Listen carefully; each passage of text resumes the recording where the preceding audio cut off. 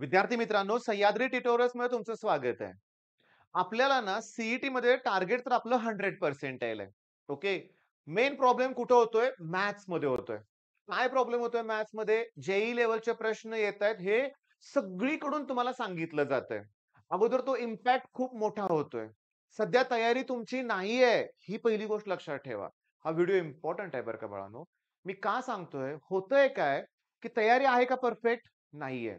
नाहीये तुमची तयारी अजून. तुम्ही साठी परफेक्ट अजून तयारी केलेलीच नाहीये बऱ्याचशा मुलांनी. मग इथं काय होतंय, की एखादा क्वेश्चन पेपर बघितला जातोय तुमच्याकडून. भरपूर क्वेश्चन पेपर अवेलेबल आहेत. 2023 चे सगळेच क्वेश्चन पेपर 12च्या 12 पेपर अवेलेबल आहेत तुमच्याकडे. 2022 चे पण अवेलेबल असतील. पी-वाय-क्यूज अवेलेबल आहेत. मग तिथं प्रॉब्लेम काय होतोय? अरे बापरे! कसले अवघड पेपर आहे मला काहीच येत नाही यातलं. अरे, पण जर तू बघितलं नीट, मी स्टुडंटला बोलतोय हे, की तुम्ही जर हे बघितलं परफेक्ट, तर त्या पेपरमध्ये शॉर्टेस्ट डिस्टन्स बिटवीन लाईन आहे, अँगल बिटवीन लाईन प्लेन आहे, सेंट्रॉइडचे प्रश्न आहे, volume of the tetrahedron, volume of the पॅरालेलोपाइपरचे सिंपल प्रश्न आहेत. मीन, व्हेरियन्स, स्टँडर्ड डेव्हिएशन त्याचे प्रश्न आहेत. अजून काय पाहिजे? Angle between lines, tan theta त्याच्यावर बेस्ड क्वेश्चन आहेत. पण आपली नजर काय करतोय, अरे खरोखर अवघडच प्रश्न शोधते, की जे आपल्याला येत नाहीत आणि हळू-हळू टेन्शन बिल्डअप होतं. त्याचा परिणाम होतो, मी लास्ट इयर एका मुलाचा रिझल्ट सांगतो, की फिजिक्स, केमिस्ट्री आणि मॅथ्स. फिजिक्समध्ये 98, केमिस्ट्रीमध्ये पण 99 तसे पर्सेंटाइल आणि मॅथ्समध्ये 32 पर्सेंटाइल होते. आणि त्याच्यामुळं ओव्हरऑल रिझल्ट कमी आला. मग तुम्ही म्हणाल, की ओव्हरऑल किती आला असेल? तर 85 प्लस पर्सेंटाइल होते. ओके. ते पर्सेंटाइलचं गणित कसं आहे लक्षात घ्या. ह्याचं पर्सेंटाइल कमी आलं म्हणून असं होत नाही. ओव्हरऑल टोटल मार्क्स बघितले जातात लक्षात घ्या आणि त्याचं पर्सेंटाइल. मेन पॉइंट काय मग आता करायचं काय? यातून बाहेर कसं यायचं या सिच्युएशनमधून? ते मला तुमच्याशी डिस्कस करायचं आहे. मी तुम्हाला YouTubeवर बघा मी टायटल थंबनेल काय दिलंय? Important questions. बोलता-बोलता इम्पोर्टंट क्वेशन्स बोललो की मी. पण होतंय काय? इथं एक स्ट्रॅटेजी पाहिजे. काय? ते सांगतो. इथं मुलं चुकतात कुठं ते नीट लक्ष द्या. अतिशय महत्त्वाचं चूक सांगतो. मी याच स्टुडंटशी बोललोय आणि त्याची चूक सांगतो. यानं काय केलं होतं, की टॉपिक वाईज अभ्यास परफेक्ट केला होता. त्याचंच म्हणणं आहे बरं का ते. म्हणजे मॅट्रायसेस, लॉजिक, वेक्टर ओके हे त्यानं केलं होतं. हे ते करून गेला होता. भरपूर टॉपिक करून गेला होता. आणि त्याची स्ट्रॅटेजी काय होती, की पहिला लॉजिकचे सगळे प्रश्न सोडवायचे. मग तो 50 प्रश्नात लॉजिक हुडकत बसायचा, मॅट्रायसेस हुडकत बसायचा किंवा वेक्टर हे सगळ्यात चुकलं. चुकलं. मी तुम्हाला सांगतो लक्ष द्या. पहिली गोष्ट तुम्हाला ना पेपर हा अवघड नसतो. 50च्या 50 प्रश्न अवघड नसतात. ही एक मानसिकता बनवायची आहे. मी तुम्हाला सांगतो हा व्हिडिओ करायच्या अगोदर मी माझ्या क्लासमधली मुलं 2 घेतलेली जवळ माझ्या आणि त्यांच्याबरोबर आम्ही 5 ते 6 पेपर डिस्कस केले. तेव्हा आमच्या लक्षात आलं, की भीतीदायक प्रॉब्लेम होते की, पण ईझी पण तितकेच होते. मग मी तुम्हाला माझं एनालिसिसच सांगतो, की 50 पैकी 30 क्वेश्चन कोण अटेम्प्ट करू शकतंय, की ज्यांनी ओके, की ज्यांनी बोर्डच्या वेळेस सगळे टॉपिक परफेक्ट केलेत त्यांनी. कुठलाही ऑप्शनला ठेवला नव्हता. सगळे क्वेशन्स टेक्स्टबुक सगळं सॉल्व्ह झालंय. त्यांच्यासाठी 30 प्रॉब्लेम हे व्हेरी ईझी आहेत. Very easy. थांबा, मी 2 गट करतोय. Very easy. बरं. मग ज्यांनी काही अभ्यास केला नाहीये, वरवरच अभ्यास आहे, त्यांच्यासाठी सुद्धा 15 प्रश्न तरी आरामात सॉल्व्ह होतायत. आरामात. बरं, त्याच्यात तुम्हाला सांगतो, की 15 क्वेशन यांच्यासाठी मॉडरेट आहेत, याच्यासाठी 30 क्वेशन्स मॉडरेट आहेत. पण 5 क्वेशन हे एकदम कठीण आहेत. एकदम. ते सॉल्व्ह होतच नाहीत. कितीही प्रयत्न करा. कितीही प्रयत्न करा. मग त्यात कुठले कुठले टॉपिक इन्क्लूड होतायत? जरा फंक्शन येतंय आणि इंटिग्रेशन येतंय बरं का. कारण इंटिग्रेशन कसं आहे, की तिथं वेळ नसतो, तणाव असतो. ते ट्रायल एंड एरर किती करणार असा प्रश्न असतो. बघा तुम्हाला माझं म्हणणं पटत असेल, तर व्हिडिओला एक लाईक करा बरं का. कारण आपल्याला सोल्युशन काढायचं आहे या व्हिडिओमध्ये. आपल्याला सगळ्या गोष्टीला ओव्हरकम करायचंय. कितीही अडचणीत ना यातनं बाहेर पडणार आपण हे लक्षात घ्या. बरं. मग आता हे मॉडरेट क्वेश्चन आहेत म्हणूया आपण. आता 2 गट तर मी केले, की आणि माझा फोकस कुणावर आहे सांगतो. माझा फोकस यांच्यावर आहे. ओके. हेच हेच माझे काय म्हणूया आपण स्टुडंट आहेत मेन, की ज्याच्यावर फोकस मला केला पाहिजे. मी कुठे येतोय? मी इकडच येतोय. चला. मग मला 10 ते 15 प्रश्न जमतायत ना, तिथं मी चूक नाही करणार. तिथं ॲक्युरसी पाहिजे. व्हॉल्यूम ऑफ द पॅरालेलोपाइपरचे प्रॉब्लेम बघितलेत मी. Okay. Shortest distance, angle between line plane हे मी बघितलेत. ओके. पण तिथं मला काय करावं लागेल, माझं कॅल्क्युलेशनचं स्पीड इन्क्रीज करावं लागेल. ओके. कॅल्क्युलेशनचं स्पीड इन्क्रीज करावंच लागेल लक्षात घ्या. ओके. बरं माझी स्ट्रॅटेजी फिक्स आहे. मी तुम्हाला सांगतो, की मी तुम्हाला आता आत्ताच मी बोलतोय, की क्रॅश कोर्सवरती जे नवीन व्हिडिओज अपलोड असणार आहेत. डेमो लेक्चर तुम्ही बघितलं असेलच. ओके. तसे त्या टाइपचेच लेक्चर असणार आहेत. मला ना काय करावं लागेल, शॉर्ट बट स्वीट असे छोटे-छोटे लेक्चर्स तयार करावे लागतील आणि त्यात तुम्हाला असं दाखवावं लागेल, की बघा हे प्रश्न सोपे आहेत, तुम्हाला जमतायत. आता इथं इश्यू काय सांगतो तुम्हाला मी, की शॉर्टकट्स, टेक्निक्स काय माहितीये का, की माझ्याकडं की नाही एक पब्लिकेशन आहे, त्याचं बुक आहे म्हणजे आणि त्या पब्लिकेशनमध्ये ना सगळे शॉर्टकट दिलेत. इंटिग्रेशनचं ना तर प्रत्येक टाइपचे शॉर्टकट्स आहेत. अरे पण ते शॉर्टकटचेच फॉर्म्युले इतके किचकट आहेत ना, नको ते नको. ट्रिग्नॉमेट्रीमध्ये शॉर्टकट चालतायत, आरामात चालतायत लक्षात घ्या. आता हे लाईन, प्लेन ह्याच्यामध्ये पण जे काही उपयोगी शॉर्टकट्स आहेत, जे तुम्हाला इझिली जमू शकतात, हे मी तुम्हाला देईन म्हणूया आपण. पण तुम्हाला ॲट एनी कॉस्ट कन्सेप्टच तुमची क्लिअर पाहिजे.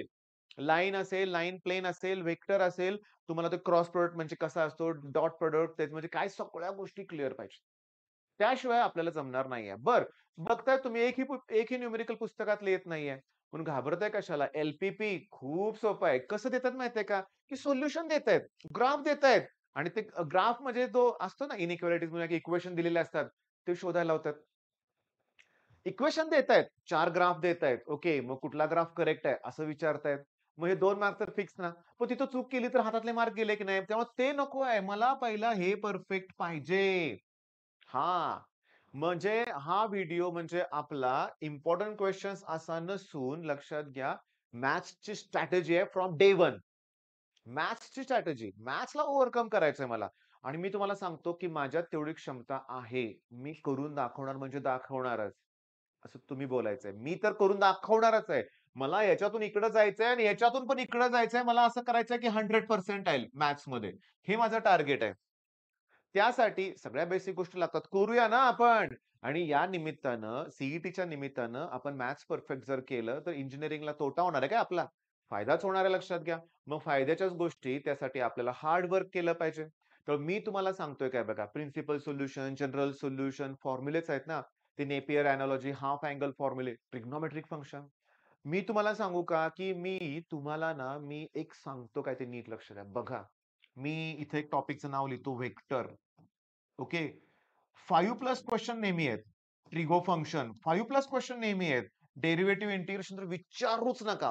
Derivative, application of derivative, integration, application of integration. किती प्रश्न असतात? प्रचंड. पण इथं आपल्याला काय करायचंय, तुम्हाला माझ्याबरोबर ना मॅथ्सचा अभ्यास परफेक्ट करायचा आहे. मॅथ्सचा अभ्यास परफेक्ट करत असताना तुम्ही शांत डोकं ठेवायचंय आणि पहिली गोष्ट काय, न्यूमेरिकल टू न्यूमेरिकल असं नाहीये. हां, हे न्यूमेरिकल मला समजलं. आता हे परीक्षेत आलं तर किती फरक होईल. नाही, ते येणारच नाहीये. त्या टाइपचं कुठलं पण येऊ दे मी सॉल्व्ह करू शकतो. थोडेफार चेंजेस काय केलेत मला कळेल पटकन. अरे इम्प्रूव्हमेंट करा, इम्प्रूव्हमेंट. रोज मॅथ्सला वेळ दिलाच पाहिजे. रोज मॅथ्सला वेळ हा दिलाच पाहिजे लक्षात घ्या. अरे लॉजिक मधले निगेशनचे प्रश्न वगैरे विचारतात. So simple. एकदम सिंपल. सो सिंपल लक्षात घ्या. काही त्यात इश्यू नाहीये. मॅट्रिसेसमध्ये शॉर्टकट्स असतात लक्षात घ्या. तिथं मात्र ॲप्लिकेबल आहेत शॉर्टकट बघा. पटकन होतात. विथआऊट शॉर्टकट होणारच नाहीये मॅट्रिसेस. मग वेळ इतका जाईल की कळणार पण नाही आपल्याला. मग आता काय करूया माहितीये का? सुरुवात करूया. नेक्स्ट लेक्चर मी अपलोड करेन ना, की ते मॅथ्सशीच रिलेटेड असेल. त्यात मात्र आय-एम-पी क्वेश्चन जे असतील तसे असतील. एल-पी-पीच घेऊया म्हणूया आपण. एल-पी-पी. ओके. आणि मी तुम्हाला पी-वाय-क्यूज घेऊन दाखवेन. ओके. बरं मग आता रोज एक टॉपिक होईल आपला. प्रयत्न केला पाहिजे, केलाच पाहिजे. बरं एक टॉपिक नाही 5 ते 6 कन्सेप्ट तर क्लिअर कराल तुम्ही. मी तुम्हाला सांगतो, मी पेपर बघून सांगतो तुम्ही vector, line, plane, pair of straight line याच्यावरच फोकस करा. तुम्ही जास्तीत जास्त पेपर आरामात अटेम्प्ट करू शकताय. इंटिग्रेशन पण सोपे प्रश्न आहेत. आणि हे जे आहेत ना 5 प्रश्न हे एकदमच टफ येतायत.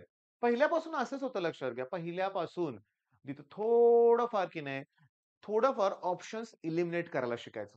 मी तुम्हाला सांगू का YouTubeवरचा मी बघितला सगळ्यात ना खतरनाक व्हिडिओ कुठला होता तुम्हाला मी सांगतो बरं का. एकदम खतरनाक बरं का. मधल्या काळात काय होतं माहितीये का, की आता ही 10-12 वर्षापूर्वीची गोष्ट असेल किंवा 8-9 वर्षापूर्वीची गोष्ट असेल बरं का, की काय होतं, की एस-पी-पी-यू म्हणजे पुणे युनिव्हर्सिटी त्यांच्यात ना एम-सी-क्यूज इन्क्लूड केल्या होत्या इंजिनिअरिंगच्या सिलेबसमध्ये. आता पण असतील कदाचित मला जास्त माहीत नाहीये. पण मेन पॉइंट सांगू का तुम्हाला मी? ह्याच्या एम-सी-क्यूज होताना एक व्हिडिओ बघितला, की शॉर्टकट टेक्निक्स बघा म्हणजे तुक्का लावायच्या टेक्निक. तर त्यानं काय सांगितलं, की 4 ऑप्शन असतात. नीट बघायचं तो म्हणला, की 4 पैकी 3 ऑप्शन सिमिलर टाइप असतात. चौथा थोडासा वेगळा असतो. डिलीट करा. आता पुढचं मला पटकन आठवेना. पण मला सांगायचंय तुम्हाला तेच, की तुम्ही ना 4 पैकी एक जरी ऑप्शन एलिमिनेट करायला शिकला, हे अंदाजे होतं जाऊ दे. तुम्ही थोडा विचार करून एखाद दुसरे ऑप्शन एलिमिनेट करायला शिकला, तर तुमची प्रोबॅबिलिटी वाढणार आहे. शेवटी आपल्याला गेस करायचं आहेच लक्षात घ्या. गेस करायचंच आहे. मग आता मी बरोबर असताना काळजी करायची नाही. मी ठरवलंय मला करून दाखवायचंय. मॅथ्समध्ये तुम्हाला पुढे न्यायचंय. ओके. जी एक्स्ट्राऑर्डिनरी मुलं असतात. मी बघतो रे, नेहमीच बघतो बरं का, की ह्यांचं कौतुक वेगळं होतं. होऊ दे, तुम्ही हुशार आहात. पण आम्ही कुठं कमी नाहीये. आम्हाला पण वर यायचंय. आमच्याकडे दुर्लक्ष केलं जातंय. मी अनुभव घेतलाय, तुम्ही घेतलाय अनुभव, की आम्ही करू शकतो, पण आम्हाला प्रोत्साहनच मिळत नाही. आमची हेटाळणी होते. का? आम्हाला मॅथ्स जमत नाही, आम्हाला हे येत नाही. नाही, आम्हाला जमतंय. ठीक आहे, आम्ही चुका केल्यात. मी तुमच्या बाजूने बोलतोय बरं का बाळांनो. हां, आम्ही चुका केल्यात, नसेल अभ्यास केला. पण आता आमची इच्छा आहे. मग अशा मुलांसाठी मी आहे. मी असताना काळजी करायची नाही. परत-परत सांगतोय. हा व्हिडिओ झाल्यानंतर घेऊन बसणार आहे पुस्तक मी. शोधणार आहे तुम्हाला काय प्रोव्हाईड करायचं ते आणि ते देणार आहे. ते देणार आहे ते पण बेस्ट देणार आहे लक्षात घ्या. ओके. मग तुम्ही चॅनलला सबस्क्राईब करा. व्हिडिओ आवडला हा नाही, जेव्हा मी अपलोड करेन डेमो लेक्चर्स तुम्ही बघितले ते मित्रांबरोबर शेअर करा. जास्तीत जास्त बघा तुम्ही इतरांना मदत करा. तुमचा पण त्यात फायदा होतो आणि होतोच. हे लक्षात घ्या. म्हणजे तुम्ही जेव्हा इतरांचे डाउट क्लिअर करता तेव्हा तुमचा अभ्यास होत नाही का? पण मी अशी विचित्र मुलं पण बघितलेत, की त्याचा कशाला डाउट क्लिअर करायचा? मग ती कॉम्पिटिशन मला काही मुलं अशी कमेंट पण करतात, की "सर तुम्ही आमची कॉम्पिटिशन वाढवताय." नाही. मी कॉम्पिटिशन वाढवत नाहीये. तुम्ही एक लक्षात घ्या. आता मी एका जिममध्ये जातो बरं का. तिथं ना भरपूर असे स्लोगन्स असतात. तुम्हाला माहिती आहे. त्यातलं एक मला खूप आवडतं बरं का. त्यात काय लिहिलंय माहितीये का? "Look in the mirror that is your competition." बरोबर आहे ना वाक्य? मला खूप आवडतं बरं का, की तुम्ही आरशात बघा तोच तुमचा कॉम्पिटिटर आहे. स्पर्धक आहे. त्याच्याशी स्पर्धा करा. स्वतःशी स्पर्धा करा. स्वतःला इम्प्रूव्ह करा. मग काही येणार नाही प्रॉब्लेम कुठंच. दुसऱ्यांकडे बघायचं, तो काय करतोय, हे काय करतोय, तो हे करत नाही, त्याचं ते चुकतंय, त्याच्याऐवजी मी हे भारी करतोय. आपल्या चुका काय आहेत ते बघितलं पाहिजे आणि आपल्याच्या चुका एलिमिनेट करण्याचा प्रयत्न केला पाहिजे. आणि हे तुम्ही आश्वासन देताय मला, आजपासून तुम्ही करणार आहात. मॅथ्सला घाबरू नका. फक्त आपल्या चॅनलला फॉलो करा. फक्त माझ्याच चॅनलला फॉलो करा असं नाही. खूप चांगले चॅनल आहेत. तुम्ही चांगल्या गोष्टी फॉलो करा आयुष्यात नेहमी. ओके. आणि ऑल द बेस्ट.